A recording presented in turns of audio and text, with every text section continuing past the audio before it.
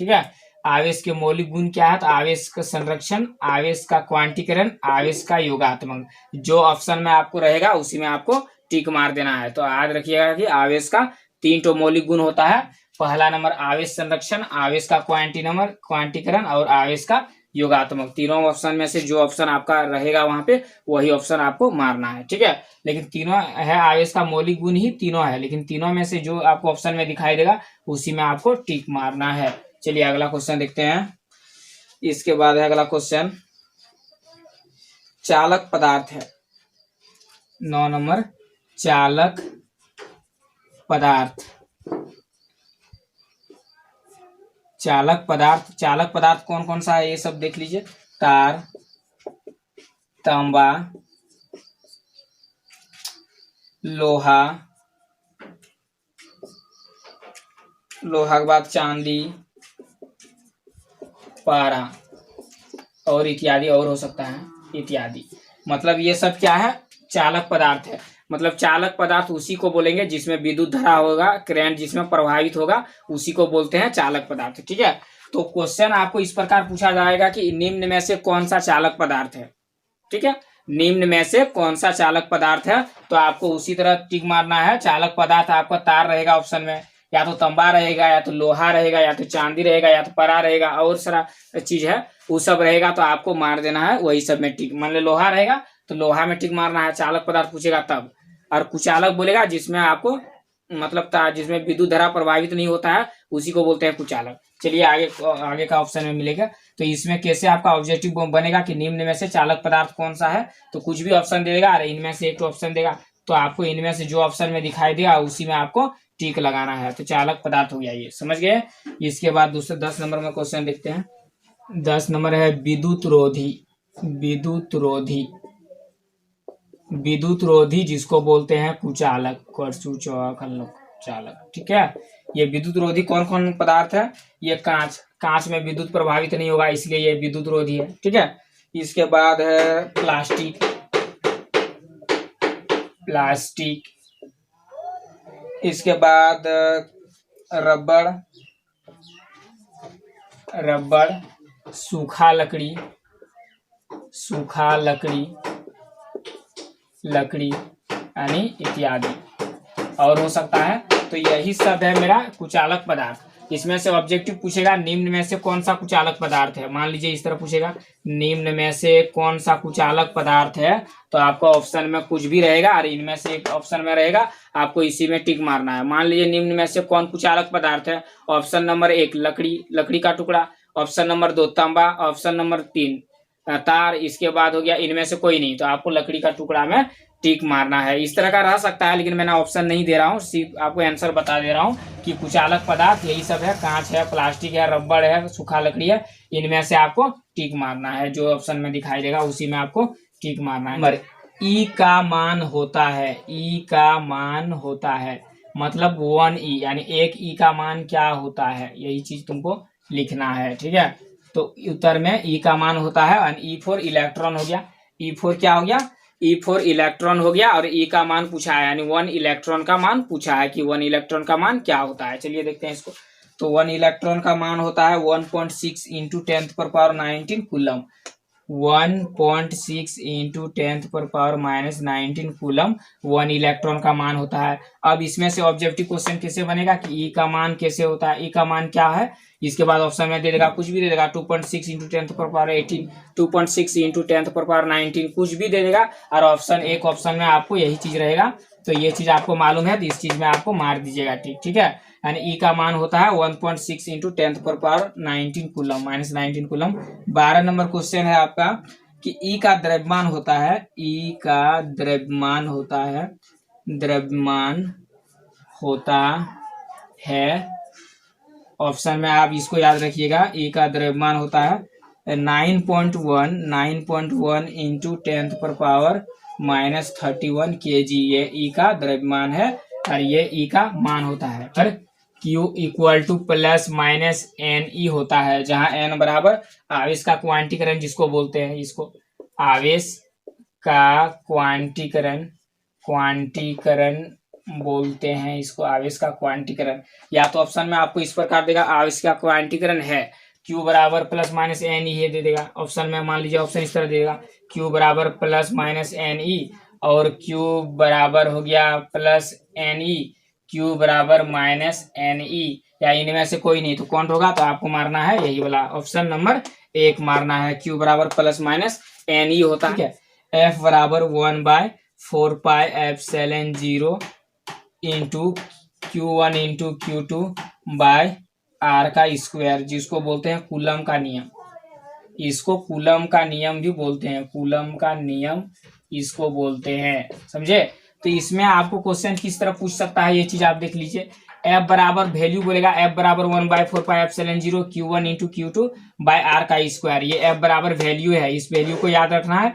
F बराबर इतना दे सकता है और कुछ ऑप्शन मतलब पलटा के लिख देगा, जैसे 1/4π की जगह 2π लिख देगा, ε0 लिख देगा, तो आपको इसी वाला ऑप्शन में मारना है, ठीक। या तो इस प्रकार पूछ सकता है कि कूलम के नियम कौन से है, निम्न में से कूलम का नियम कौन सा है, और इस प्रकार कुछ भी वैल्यू बैठा के ऑप्शन बना देगा, इसमें आपको इसी में टिक मारना है, ठीक है। 4πε यानी 1/4πε0 का मान क्या होता है, क्या होता है, ये सब चीज आपको ऑब्जेक्टिव में बहुत काम आएंगे, इसलिए मैं उसको बता रहा हूँ, आप साथ ही साथ मेरे साथ नोट करते रहिए।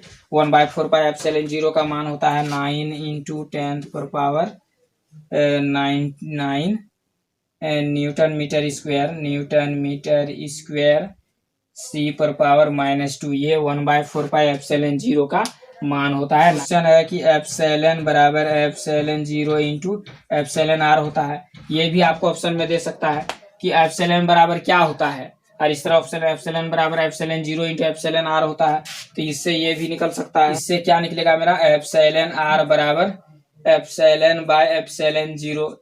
एप्सिलॉन r बराबर कुछ पूछ सकता है कि एप्सिलॉन r बराबर कितना होता है, और इस तरह करके ऑप्शन में बना देगा, तो एप्सिलॉन r बराबर एप्सिलॉन बाय ε0 में ही आपको टिक मारना है, समझ गए।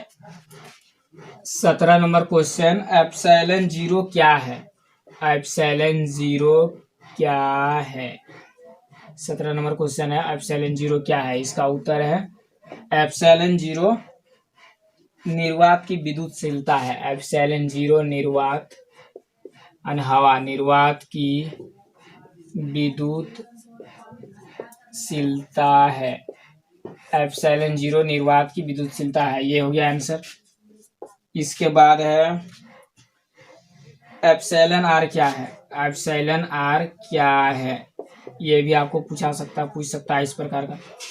एप्सिलॉन r क्या है, माध्यम की सापेक्षिक या आपेक्षिक विद्युतशीलता, माध्यम की सापेक्षिक या आपेक्षिक विद्युतशीलता,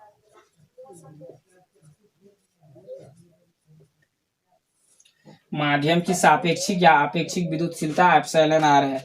इसके बाद ये भी बोल सकते हैं एप्सिलॉन r विमाहीन राशि है। एप्सिलॉन, इसको भी जान लीजिए, एप्सिलॉन r विमाहीन राशि है और इसका मान हवा में 1 होता है, ठीक है। एप्सिलॉन r एक विमाहीन राशि है और इसका मान हवा में 1 होता है। इस बात को आप याद रखिएगा कि इसे भी पूछ सकता है ऑब्जेक्टिव में कि एप्सिलॉन r का हवा में मान कितना होता है, तो आप बोलिएगा 1। एप्सिलॉन या ε0 का SI मात्रक क्या है। ये भी क्वेश्चन पूछ सकता है इस प्रकार का कि एप्सिलॉन या ε0 का SI मात्रक भी पूछ सकता है। इसलिए इसका SI मात्रक c² n⁻⁻1 m⁻⁻2 ये एप्सिलॉन या ε0 का SI मात्रक है। 20 नंबर क्वेश्चन है, एप्सिलॉन या ε0 का विमीय सूत्र क्या है। इसका आपको आंसर में होगा m⁻⁻1 l⁻⁻q t⁻4 ए पर स्क्वायर। एप्सिलॉन या एप्सिलॉन जीरो का बी में सूत्र एम पर पावर -1 एल पर पावर -3 टी पर पावर 4 ए पर पावर स्क्वायर, ये होता है एप्सिलॉन या एप्सिलॉन जीरो का बी में सूत्र। ठीक है, 21 नंबर क्वेश्चन है। 21 नंबर में एप्सिलॉन जीरो का मान क्या होता है, क्या होता है, ये भी पूछ सकता है। एप्सिलॉन जीरो का मान क्या होता है, तो एप्सिलॉन जीरो का मान 8.86 इंटू 10 पर पावर -12 सी स्क्वायर एन पर पावर -1 एम पर पावर -2, ये होता है एप्सिलॉन जीरो का मान। ये एप्सिलॉन जीरो का ऐसा ही मात्रक है, इसलिए ये इसके साथ लग जा रहा है, लेकिन एप्सिलॉन का वैल्यूज है वो 8.86 इंटू 10 पर पावर -12 है, एप्सिलॉन जीरो का वैल्यू है। ठीक है, निर्वात में के का मान, निर्वात में के का मान क्या होता है, होता है निर्वात में के का मान क्या होता है, आंसर निर्वात में के का मान 1 होता है। 23 नंबर में निर्वात में के का मान 1 होता है। विद्युत क्षेत्र है, विद्युत क्षेत्र है, ठीक है, विद्युत क्षेत्र है, आंसर में क्या है विद्युत क्षेत्र, विद्युत क्षेत्र एक सदिश राशि है, सदिश राशि है, विद्युत क्षेत्र सदिश राशि है। 24 नंबर क्वेश्चन, 24 नंबर क्वेश्चन, विद्युत क्षेत्र की तीव्रता का एसआई मात्रक क्या है, विद्युत क्षेत्र की तीव्रता का एसआई मात्रक क्या है, ये भी पूछ सकता है, इसलिए इसका आंसर है विद्युत क्षेत्र तीव्रता का एसआई मात्रक है एन सी पर पावर -1 या इसको V/m भी होता है। दोनों में से ऑप्शन में एक रहेगा, आपको उसमें से एक को टिक मार देना है जो ऑप्शन में रहेगा। ठीक है, तो विद्युत क्षेत्र की तीव्रता का एसआई मात्रक एन सी पर पावर -1 या V/m होता है। 25 नंबर क्वेश्चन, बी में सूत्र विद्युत क्षेत्र की तीव्रता, विद्युत क्षेत्र की तीव्रता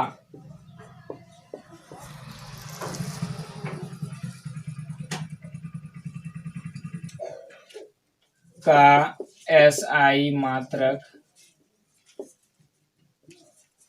क्या है, इसका आंसर हो जाएगा विद्युत क्षेत्र की तीव्रता, विमीय सूत्र क्या है, इसमें आंसर ml t पर पावर -q a पर पावर -1 होता है। विद्युत क्षेत्र की तीव्रता का बी में सूत्र क्या है, तो ml t पर पावर -q a पर पावर -1 है। ठीक है, अगला क्वेश्चन 26 नंबर, 26 नंबर है विद्युत फ्लक्स का एसआई मात्रक क्या है, विद्युत फ्लक्स का एसआई मात्रक क्या है, विद्युत फ्लक्स का एसआई मात्रक क्या है, तो विद्युत फ्लक्स का एसआई मात्रक एन सी पर पावर -1 एम पर पावर 2 या फिर जे एम सी पर पावर -1, दो विद्युत फ्लक्स का एसआई मात्रक दोनों होता है, दोनों में से जो ऑप्शन में रहेगा आपको उसी में टिक मार देना है। तो विद्युत फ्लक्स का एसआई मात्रक एन सी पर पावर -1 एम का स्क्वायर या जे एम सी पर पावर -1। विद्युत फ्लक्स को फाई ई बोलते हैं, इसको याद रखिएगा, या इस प्रकार भी पूछ सकता है आपसे कि फाई ई का एसआई मात्रक क्या है या फाई ई का बी में सूत्र क्या है, तो उसी प्रकार आप बोल सकते हैं कि फाई ई अगर मालूम होना चाहिए आपको कि फाई ई को विद्युत फ्लक्स को बोलते हैं और इसका एसआई मात्रक एन सी पर पावर -1 एम पर पावर 2 या जे एम सी पर पावर -1 होता है। ठीक है, 27 नंबर क्वेश्चन, विद्युत फ्लक्स का बी में सूत्र, विद्युत फ्लक्स का बी में सूत्र क्या है, इस तरह क्वेश्चन पूछ सकता है। तो इसका उत्तर है विद्युत फ्लक्स का बी में सूत्र है ml पर पावर q टी पर पावर माइनस क्यू ए पर पावर माइनस 1 होता है। ये विद्युत फ्लक्स का बीमीय सूत्र। इसके बाद अगला 28 नंबर क्वेश्चन है, विद्युत विभव का एसआई मात्रक क्या है? तो जे सी पर पावर माइनस 1 या वोल्ट होता है विद्युत विभव का एसआई मात्रक। इसके बाद विद्युत विभव का बीमीय सूत्र क्या है? तो एम एल स्क्वायर टी पर पावर माइनस क्यू ए पर पावर माइनस 1 विद्युत विभव का बीमीय सूत्र है ये। इसके बाद आपका लास्ट क्वेश्चन है इस चैप्टर का कि 1 इलेक्ट्रॉन वोल्ट का मान क्या होता है, यानी 1 ईवी। इसका मतलब है 1 इलेक्ट्रॉन वोल्ट का मान क्या होता है। 1 ईवी 1 इलेक्ट्रॉन वोल्ट का मान क्या होता है? तो 1.6 इंटू 10⁻19 जे, मतलब जे फॉर जूल।